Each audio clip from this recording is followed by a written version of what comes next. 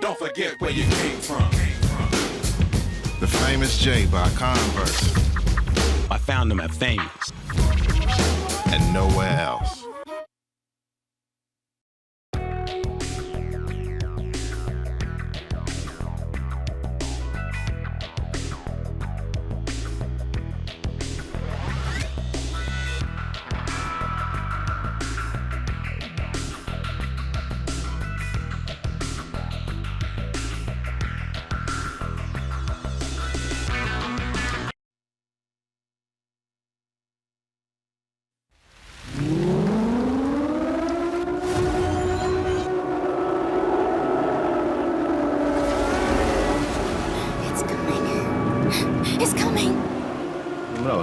The story takes place in a village that is surrounded by mountains. There is an earthquake and a siren sounds. The village is suddenly surrounded by a red sea of blood, and the rain and rivers all turn red. And it brings kind of horror and death and a sense of mystery to the inhabitants. The people who live there take on an appearance that becomes less and less human. They turn into what's called shibito, or living dead. What you have to do is kind of survive against these shibito and find your way out of town. This game shows events that happen over 3 days, involving many characters. Different characters have different feelings or patterns in various situations. This is just like the real world. There's something in the air. There's 10 playable characters in the game. Each of these different characters contributes something to unraveling the mystery of what happened to this town. As you play through with a certain character and you've completed a mission, it'll show you on the Link Navigator how you're progressing through the game. Things may happen simultaneously, but it's not a linear path. And I think that's one of the things that make the game unique. Sightjacking is affected by the Red Sea and allows the living dead to be able to see and use other people's sight. Using sightjacking, a player can see what his enemies are seeing and discover their patterns. With such important information, a player will be able to solve the mystery or plan strategies to escape and survive. And one of the cool things about the feature is actually you can assign what you've seen through their eyes to certain face buttons on the controller so that you can come back to them as you're navigating through and keep cross-referencing where the shibito are. The game is a very serious game because the way that it's set up, you really can't see what's in front of you, and so being able to see through somebody else's eyes gives you so much more information to work with. This game does not show where you are in the map. It's like orienteering using only a compass and a map. You're in the same situation in the game, but in a horror environment. I wanted to have players develop their imagination in this game. Like sightjacking, maps are probably the second most important tool that you have to use as a player. It gives you a clear idea of what your surroundings are, where the shibito may be in reference to you, and then how you evade them a little more stealthily. This game is unlike most of the survival horror action games that we've seen out there in the past. It's not kind of a slasher game where the objective is to just button mash. You really need to think about what your next move is. This is not an action or splatter horror game. I spent a lot of time making sure that the fear builds slowly. In this game, you have limited bullets in your gun. If you use them all, you won't have any left. I tried to make the game real, so you have to think. I also spent a lot of time making the story and setting accurate in order to make it realistic. We traveled all over Japan and talked to many people and viewed locations to add texture to the game.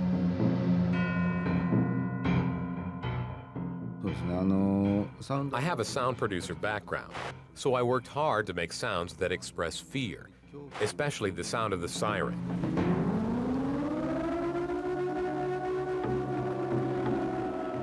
It has to attract people and pull people. It has to grab people's attention. The red water is the key in the game. As the red water goes into the body, the player becomes less human.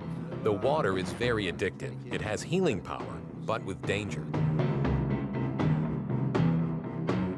The incident that happened to this town is kind of based on folk tales and folklore from various Japanese stories in the past, and I think in that way it accentuates this realism that, you know, this sort of thing can actually happen. What scares human beings is not knowing where you are or what is happening to you for 3 days. One of the scary things in the game is you are not shown in the map. Although the map is very elaborate and has good information, the game obscures the map by adding fog to it. That makes the game more realistic. Don't go for broke. Don't get into fights right away. You have to use your imagination as a viewer first. You should think hard about the game and plan how you will play with the items you have right now. Use the map, orient yourself, know where you are. Definitely use sight-jacking mode. You can't really survive the game without it. Don't act foolishly. Making a break for it and running isn't gonna get you where you need to go because most likely you'll get spotted. So take your time. Study the patterns of the Shibito. Some Shibito run fast or have guns. You have to be aware, especially of snipers. They shoot from a far distance, so you have to use the sight jacking to escape from them when they look the other way. I think the coolest part about Siren is it's very innovative. It takes a survival horror game and almost redefines it, making this game different, making this game really cool. You play so many different characters and you have such a sense of different perspectives, and every character kind of has a purpose in the game. I think that this all contributes to just a different feel. You need to rely on sneaking and hiding and real stealth to get past and to survive. There is a fear that other games do not have. That's what I wanted everybody to notice about this game. It's not easy to talk about your scary experiences. There are some elements I use to try to make it scary, but as a concept, I try to express closeness to real life. What is scary is the reality of the game.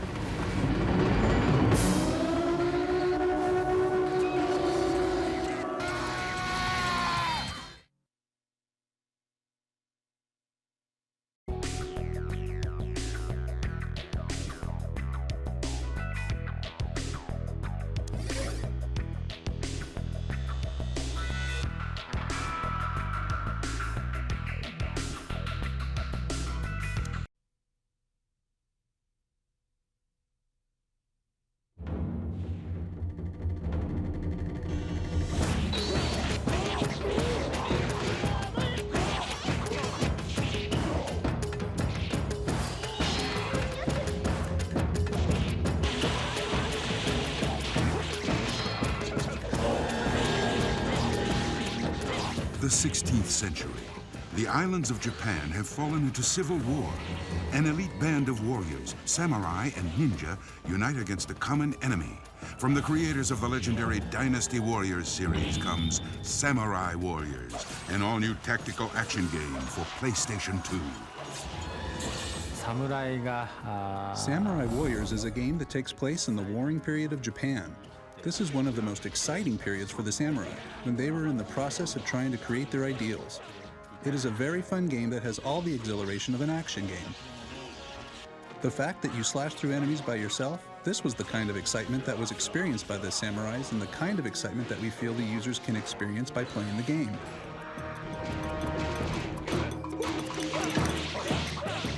The origins of samurai culture can be traced back to a divided Japan, a time when independent states and lords found regular conscript armies ineffective.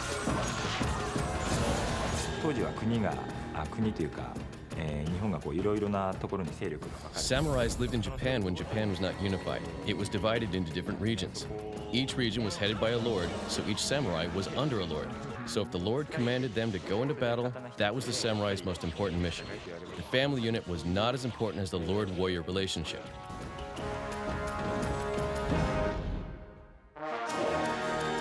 In portraying the period, Sugiyama and his team fused actual historical events with a healthy dose of fictional elements to allow the player to create brand new adventures rooted deep in Japan's past. We have purposely stayed away from being 100% accurate to history. If we did, the users would know the outcome of the game. We want this game to be a learning experience for the user as well as for us. We try to focus on the drama of history instead of being tied down by the facts. We want to emphasize what is exciting about history and put that into the games. Samurai Warriors features an active mission system, or AMS, which provides a specific mission during each battle. This gives the player hundreds of possible variations over the course of the game. We have 15 characters to choose from, plus an additional one you can create and edit on your own. Each character has their own specific missions and stages, giving the player the possibility of over 100 different missions in the game. One of the most interesting and unique modes in this game is the castle mode, or survivor mode. In this mode, you can climb up or down as the castle is spontaneously created. So if you clear one floor, you can go on to the next and basically continue for over 200 floors up or down. That's almost a game in and of itself.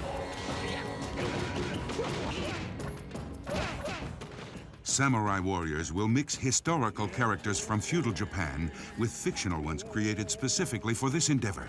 Characters will also feature unique behaviors, giving each one a distinct personality. The people in battles are based on history. The most popular characters will be Oda Nobunaga and Sanada Yukimura. Besides one of the most popular ninjas in Japan, Hattori Hanzo, we also have a female ninja, Kunoichi, who is an original character for Samurai Warriors. We have characters like Goemon, a very famous robber from that period. With his very big hair, he looks really interesting.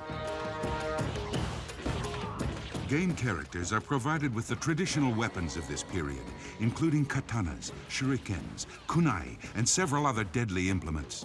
We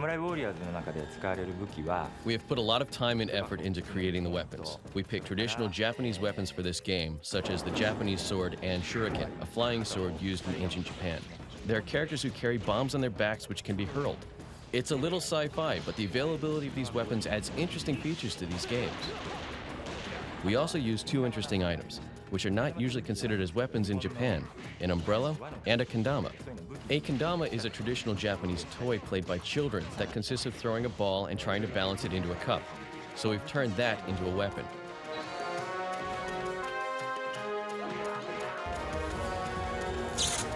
Of all the amazing accomplishments Samurai Warriors has to offer, several features stand out in this unrivaled gaming experience. There are two achievements we are really proud of. The first is the deep perspective of the battlefields, a new feature of this game.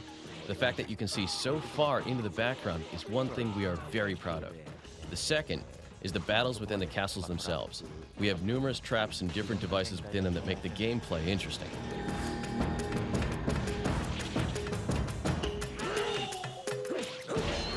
With an ancient battlefield set to be reborn, Sugiyama and the team at Koei have mixed historical fact with breathtaking fantasy, bringing the player the ultimate tactical action experience in Samurai Warriors.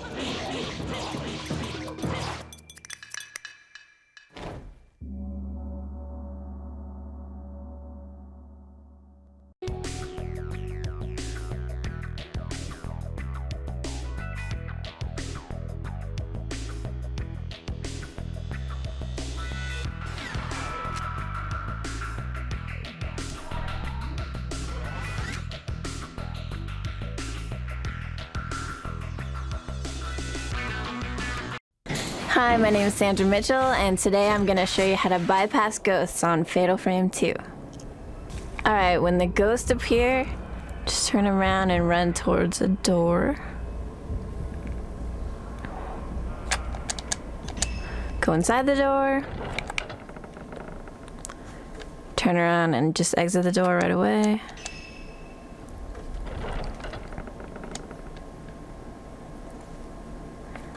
And all the little ghosts went bye-bye. Now this move is really useful if you're in nightmare mode because the ghosts are a lot harder. You can use it just about anywhere in the game except for bosses because you can't exit out when you're fighting them. Good luck!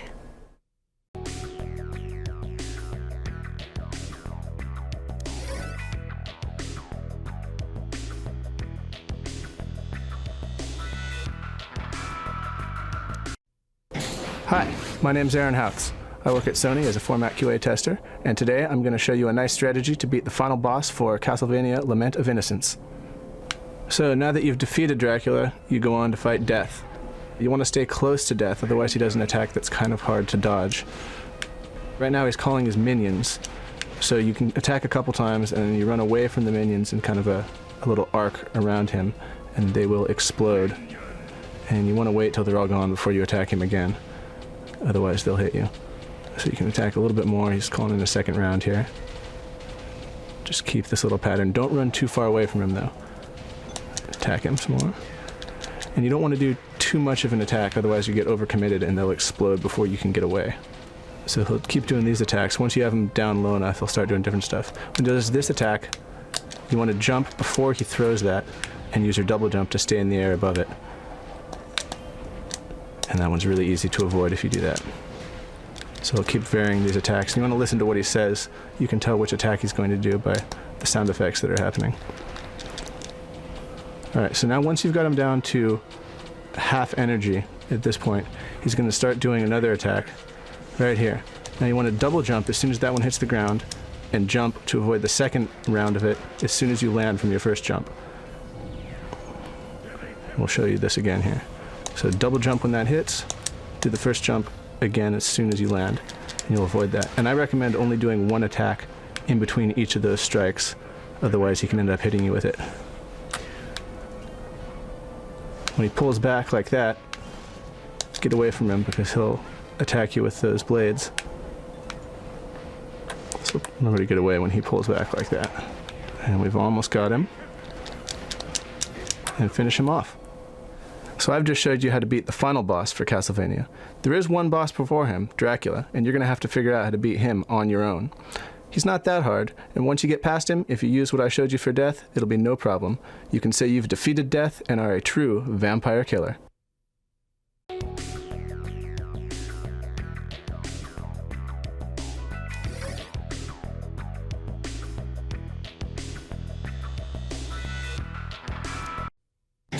Hi, I'm Chris Boyd from Format QA, and today we're going to show you some shortcuts for our racing evolution on the Suzuka and Greenfield tracks. Okay, the first track we're going to do is Suzuka. And you're going to cruise along here. And the shortcut on the Suzuka track is right after this long straightaway, around turn number 10. You'll see it when you see the cones.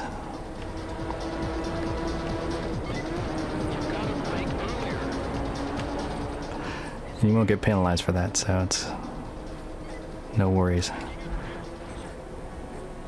Okay, the shortcut on the Greenfield track is right off this starting line. You can cut through the chicane, and you cut straight through it.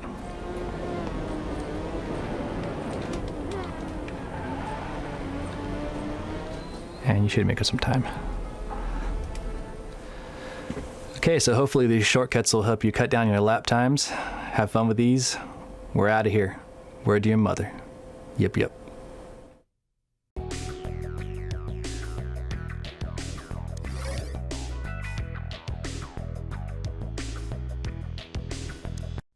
Hi, my name is Sam Maciel, and in Jak II, if you ever find yourself being chased by guards, and you will, I'm going to show you how to lose those guards. So basically, I'm going to show you anytime through the gameplay you're being chased by guards. If you can find an area with a bridge underneath the waterways or the trenches of Haven City, you're able to hide under the bridge until eventually the guards give up looking for you. So there's a bridge here. So as you can see in the radar, they're actively looking for me now. But if you just hang out here under the bridge for a little while, they'll stop looking for you. Just takes a couple seconds here. Looks like one more guard. Okay. And there you go. And then you're able to continue gameplay without the guards chasing after you. This cool move works great on any mission, especially when rescuing the lurkers. Good luck.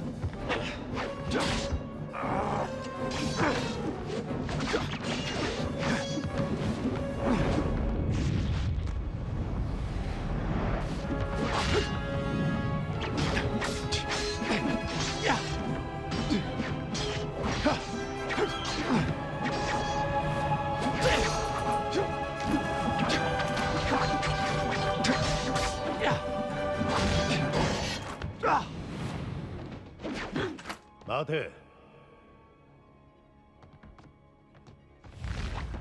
その男は私が倒す。ガルガント。久しぶりだな、沢之助。お前を信長には絶対合わせん。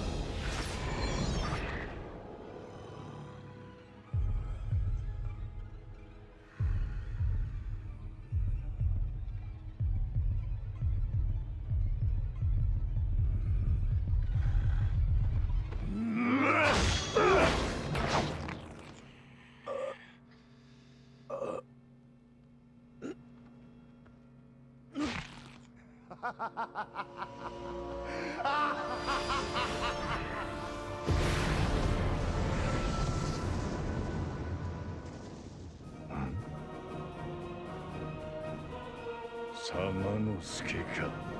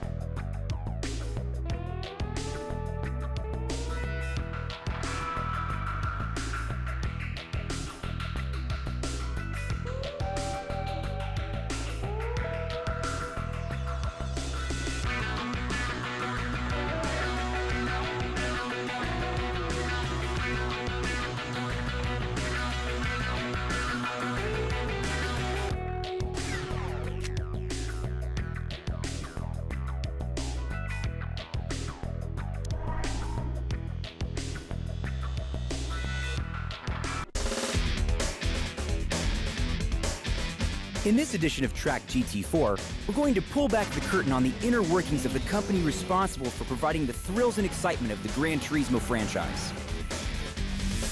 Polyphony Digital is world-renowned for their innovative games. What makes these guys so good? Part of it is assembling the best talent around. The company started with 4 employees and now has well over 70.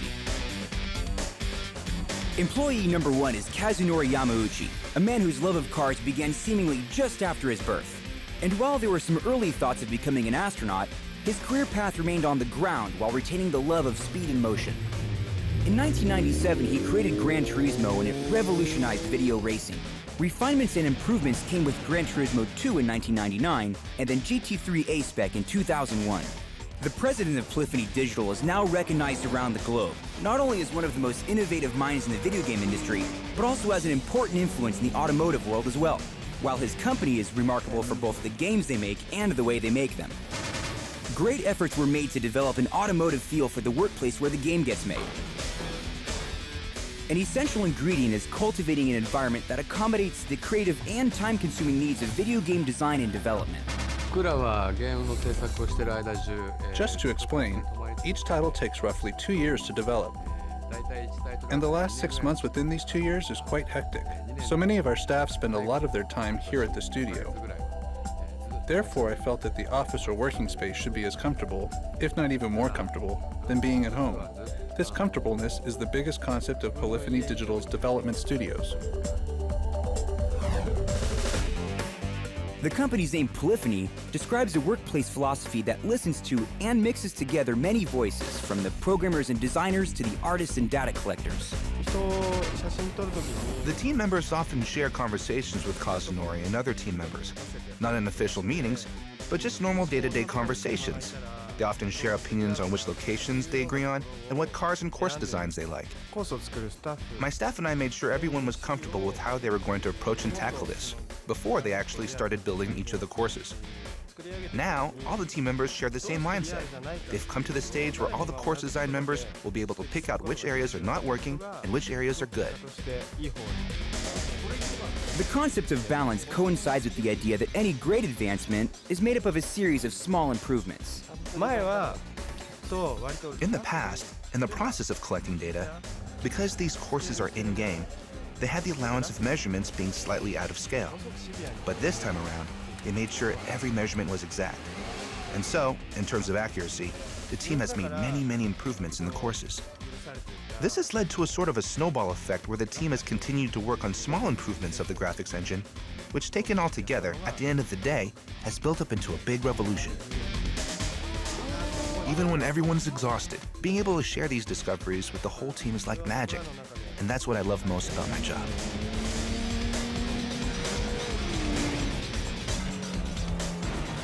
Job satisfaction seems to strike a major chord at Polyphony Digital.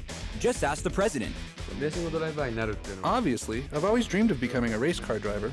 However, when I look at the bigger picture, what I do now is great. The experience I get out of doing what I do and still working very closely with cars is a dream job. And after all the hours and effort spent, what does Kazunori Yamauchi hope to achieve with GT4? Well, one of my objectives for actual players, once they finally get their hands on GT4, sit down, open the package, throw it in the PS2 and play, is to say, wow, incredible. The next version of Gran Turismo is on its way to blow your socks off, and we'll have the latest scoop. So check back here next month to Track GT4.